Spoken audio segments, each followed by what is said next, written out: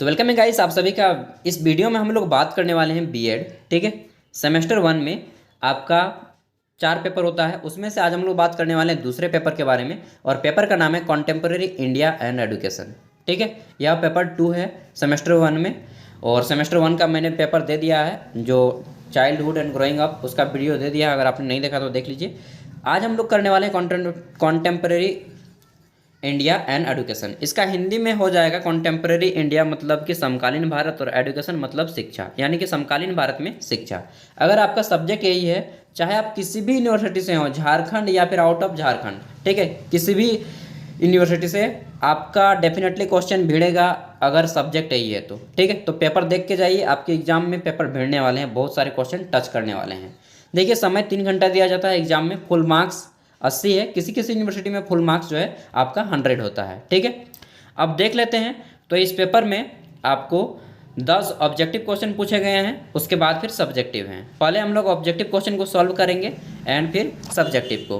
Question का language 2 भाषा में रहेगा, हिंदी और इंग्लिश, ठीक है। आप जिसमें कंफर्टेबल हैं उसमें आंसर कर सकते हैं। तो मैं मैक्सिमम हिंदी क्वेश्चन ही पढ़ूंगा। तो पहला है कि right to education was commenced on, यानी कि शिक्षा का अधिकार की शुरुआत कब हुई। तो इसका राइट आंसर हो जाएगा 1 अप्रैल 2010, ठीक है। 1 अप्रैल 2010 को शिक्षा के अधिकार की शुरुआत की गई। आगे देखते हैं बी नंबर क्वेश्चन। इसमें पूछा गया है कि प्रांत तथा दैहिक स्वतंत्रता का अधिकार है, ठीक है।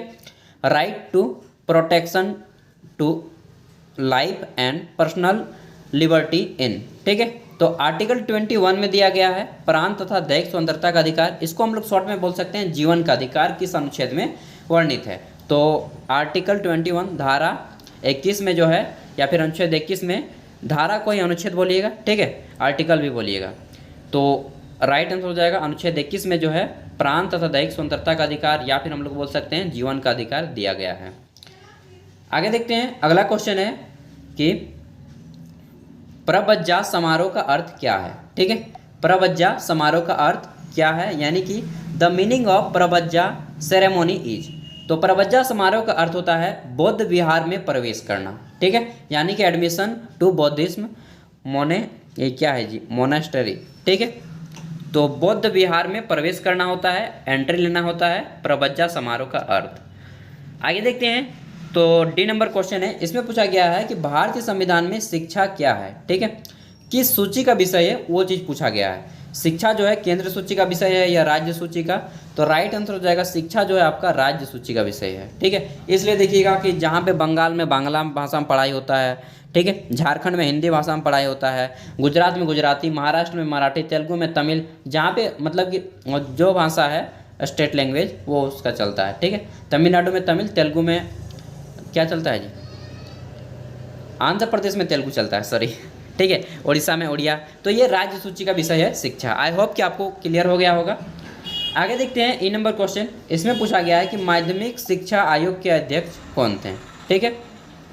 Who was the chairman of secondary education commission. तो सेकेंडरी एजुकेशन कमीशन के अध्यक्ष कौन थे। राइट आंसर हो जाएगा आपका ऑप्शन 2 मुदालियर, ठीक है, मुदालियर। आगे देखते हैं नेक्स्ट क्वेश्चन एफ नंबर। इसमें पूछा गया है कि विद्यालय में गुणवत्तापरक शिक्षा कैसे स्थापित की जा सकती है, ठीक है। How quality education established in school. तो दोस्तों, विद्यालय में गुणवत्तापरक शिक्षा को स्थापित कैसे किया जा सकता है, जब अभिभावक और शिक्षक दोनों जोर देते हैं, ठीक है, बच्चे पर, दोनों मिल के काम करते हैं बच्चे पर, तब जो है शिक्षा सुधर जाती है। यानी कि अभिभावक एवं शिक्षकों की भूमिका इसमें आम होती है। By the role of parent and teacher, parent teacher होना चाहिए यार, पेरेंट एंड टीचर, ठीक है। आगे देखते हैं जी नंबर क्वेश्चन। इसमें पूछा गया है कि मकतब संबंधित है। देखिए दोस्तों, मकतब जो वर्ड है यह एक आपका हिंदी वर्ड नहीं है, अरबी भाषा का वर्ड है, ठीक है। हाँ सर, चलिए, कोई आ गए थे तो मुझे जाना पड़ा था छोड़ के, ठीक है, बीच में वीडियो को। चलिए देखते हैं। तो कोई सर थे और उनको रिपोर्ट था थायराइड का। चलिए, आप लोग के साथ पर्सनल बातें नहीं करना है ज़्यादा, मतलब जान लीजिए थोड़ा बहुत, ज़्यादा नहीं। तो जी नंबर में है कि मकतब संबंधित है।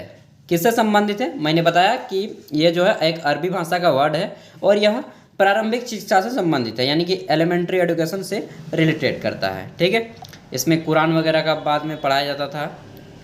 आगे देखते हैं H नंबर क्वेश्चन। इसमें पूछा गया है कि राष्ट्रीय ज्ञान आयोग 2005 के अध्यक्ष कौन थे। ठीक है, who was the chairman of national knowledge commission 2005। तो दोस्तों इसके अध्यक्ष कौन थे? कोठारी सैम त्रिपुदा, डॉक्टर सैम पित्रोदा। हाँ, तो DS कोठारी कौन थे इसके अध्यक्ष यार? तो राइट आंसर हो जाएगा इसका ऑप्शन 2, सैम पित्रोदा। ठीक है, आगे देखते हैं नेक्स्ट क्वेश्चन। तो हमारा क्वेश्चन नंबर आई है, यानी कि 9 नंबर क्वेश्चन। इसमें पूछा गया है कि निम्नवत छत्रीकरण सिद्धांत को किसने प्रस्तुत किया। ठीक है, तो किसने प्रस्तुत किया था छत्रीकरण सिद्धांत को? राइट आंसर हो जाएगा आपका ऑप्शन 3, लॉर्ड मैकाले ने। अंतिम क्वेश्चन देखते हैं ऑब्जेक्टिव का। इसमें पूछा गया है कि NPE न्यू पॉलिसी एडुकेशन, जो भी बोलेंगे। ठीक है, तो न्यू क्या बोलेंगे यार? NPE का एडुकेशन से रिलेटेड है, जैसे कि NPE आया न्यू एडुकेशन पॉलिसी, उसी टाइप से था 1986 में जो शिक्षा नीति बनी थी। ठीक है, तो education policy, new education policy, इसमें जो है आपका 1986 के अंतर्गत ऑपरेशन ब्लैक बोर्ड किस स्तर की शिक्षा के लिए निम्नवत आवश्यक सुविधाएं जुटाने हेतु लक्षित किया गया।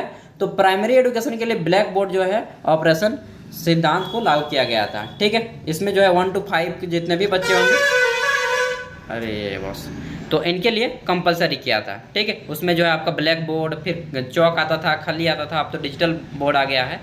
ठीक है, तो अब ये सब नहीं चलेगा, अब तो सब कुछ डिजिटल मार्कर, डिजिटल पेन। आगे देखते हैं क्वेश्चन है अब ग्रुप बी का। इसमें आपको जो है 4 अंकों वाले 5 प्रश्नों के आंसर करने हैं। 4 अंकों वाले किन्हीं 5 प्रश्नों के आंसर करने हैं, एंड इसका आंसर आप लगभग 100 शब्दों में करेंगे प्रत्येक प्रश्न का। तो पहला क्वेश्चन है यहाँ पे दूसरा नंबर का कि भारतीय संविधान में शिक्षा संबंधी प्रावधानों का उल्लेख करें। इंग्लिश में है कि discuss the educational provisions in Indian constitution. ठीक है, आगे देखते हैं तीसरा क्वेश्चन। इसमें पूछा गया है कि बेसिक शिक्षा की मुख्य विशेषताओं की विवेचना कीजिए।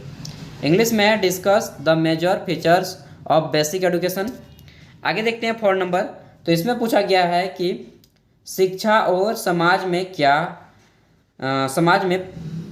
परस्पर संबंध है, उसको बताना है। ठीक है, discuss how society and education are inter related. तो इंटर रिलेटेड कैसे है समाज और शिक्षा, यह चीज़ आपको डिस्कस करना है। अगला क्वेश्चन है, सभी क्वेश्चन इंपॉर्टेंट है और सभी को नोट करते जाएंगे और अपना जो है इसको घर में सेट की तरह आप इस्तेमाल कीजिए। सोच के जितने भी क्वेश्चन है इसका आंसर आप लिख के जाइएगा। डेफिनेटली आपके बहुत सारे एग्जाम में क्वेश्चन भिड़ेंगे। 5वां है कि भारत के संविधान में दिए गए मौलिक कर्तव्यों की व्याख्या करें। ठीक है, explain the fundamental duties given in the constitution. तो 11 मौलिक कर्तव्य हैं, मौलिक अधिकार 6 हैं। ठीक है, सबको याद कर लीजिएगा, क्वेश्चन आएंगे 2 में से एक कोई। अगला है कि 1 मिनट यार, क्वेश्चन है अगला, किस प्रकार के कोर्स वैषयिक शिक्षा के अंतर्गत सिफारिश किए जाते हैं। ठीक है, इंग्लिश में है कि what course are recommended under vocational. ठीक है, आगे देखते हैं 7 नंबर। इसमें पूछा गया है कि भूमंडलीकरण और आधुनिकरण के मध्य क्या अंतर पाया जाता है, स्पष्ट करना है आपको। ठीक है, तो इंग्लिश में है कि draw the difference between globalisation and modernisation. आगे देखते हैं, देखिए ग्लोबलाइजेशन का मतलब आप लोग सभी को जानते होंगे कि विश्व को जो है एक बाजार की भांति बन गया है और इसमें आप किसी भी जो है अब मतलब बिना रोक टोक के आप कहीं भी व्यापार कर सकते हैं। ठीक है, अपना सामान बेच सकते हैं, अपना सामान खरीद सकते हैं। 8 नंबर है, भारतीय संविधान के अनुच्छेद 45 एवं 46 के अंतर्गत प्रावधानों को विस्तार से बताना है आपको। इसको पढ़ लेना है अनुच्छेद 45 और 46 को।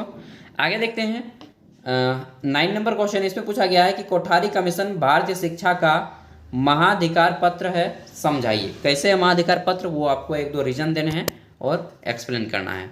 अब आता है ग्रुप सी।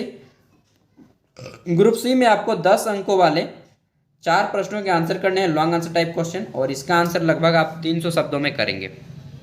ठीक है, तो पहला क्वेश्चन है कि प्राचीन कालीन भारतीय शिक्षा की प्रणाली के उद्देश्यों एवं शिक्षण विधियों का वर्णन करें। इंग्लिश में है कि describe the main and describe the aim and method of teaching, ठीक है, followed in educational system in ancient period in India. यानी कि प्राचीन काल में जो भारत की शिक्षा प्रणाली थी वो तो मतलब कंठस्थ करवाया जाता था मुंह में ही, ठीक है, लिखने पर उस टाइम लिखने की उतनी प्रचलन नहीं थी, ज़्यादातर कंठस्थ करवाया जाता था बोल बोल के। आपने देखे होंगे पेड़ के नीचे बैठ के ऋषि मुनि सब।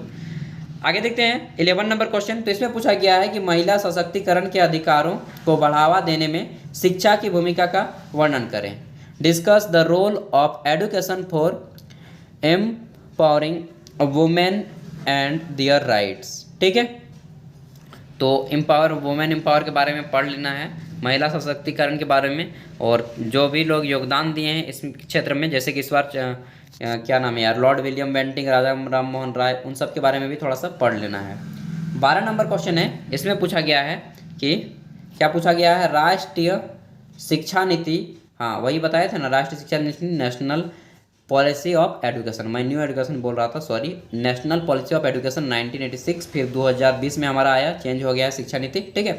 तो राष्ट्रीय शिक्षा नीति 1986 के मुख्य संस्तुतियों को वर्णन करना है, ठीक है। Discuss the main recommendation of national policy on education 1986। उसके बाद 2020 को भी पढ़ लीजिएगा, हो सकता है 2020 के बारे में भी पूछ दे, न्यू शिक्षा नीति 2020। 13 नंबर क्वेश्चन है कि शिक्षा में आधुनिकीकरण के गुणों व दोषों की व्याख्या करें। इंग्लिश में है कि describe advantage and disadvantage of modernisation in education, ठीक है। आगे देखते हैं क्वेश्चन नंबर 14। इसमें पूछा गया है कि शैक्षिक समानता के अवसरों को बढ़ावा देने में शिक्षक की भूमिका का वर्णन करें, ठीक है। इंग्लिश में है कि what role can the teacher play in promoting equality in education, ठीक है। तो आपको बताना है कि अपॉर्चुनिटीज़, इन सब के बारे में क्या आपका रोल होता है, और आप डेफिनेटली बीएड कर रहे हैं तो कहीं ना कहीं पे पढ़ा ही रहे होंगे, ठीक है, या फिर मैक्सिमम कैंडिडेट जो होते हैं कहीं ना कहीं पढ़ा रहे होते हैं या फिर इसी तरह से जुड़े होते हैं। और अंतिम क्वेश्चन है क्वेश्चन नंबर 15। इसमें पूछा गया है कि डेलर्स कमीशन रिपोर्ट के महत्व क्या हैं, उनको बताना है, ठीक है। Explain the importance of Delors commission report. तो इस तरह से टोटल आपके बीएड के पेपर 2 कंप्लीट होते हैं। पेपर 3 और 4 जल्दी हम आपके लिए अपलोड कर देंगे, आप हमारे साथ जुड़े रहिए। पूरे बीएड कंप्लीट तक की आपकी वीडियो दी जाएगी प्रीवियस ईयर के, साथ ही जहां तक स्टडी मटेरियल की बात है वो भी मैं प्रोवाइड करने की कोशिश करूँगा, ठीक है। तो मिलते हैं नेक्स्ट वीडियो में, तब तक के लिए बाय। और अगर आपने एमए नहीं किया है तो प्लीज़ एमए, एमकॉम या एमएससी जो भी है, पीजी आप कर लीजिए, क्योंकि आप पीजीटी टीचर फिर नहीं भर पाएंगे बिना एमए के, ठीक है। अगर आप डायरेक्ट ग्रेजुएशन से बीएड कर रहे हैं तो आप केवल टीजीटी टीचर और पीआरटी टीचर ही भर पाएंगे, पीजीटी टीचर आप नहीं भर पाएंगे, इसलिए आप एमए भी कर लीजिए, ठीक है। बाकी मिलते हैं नेक्स्ट वीडियो में, और इसी तरह से मैं आपके लिए अपडेट लाता रहूँगा। तो चैनल पे पहली बार आए हैं तो आपको मालूम है क्या करना है। बाकी ऑल द बेस्ट। कुछ भी डाउट हो तो कमेंट में पूछ लीजिएगा, ठीक है। Thank you.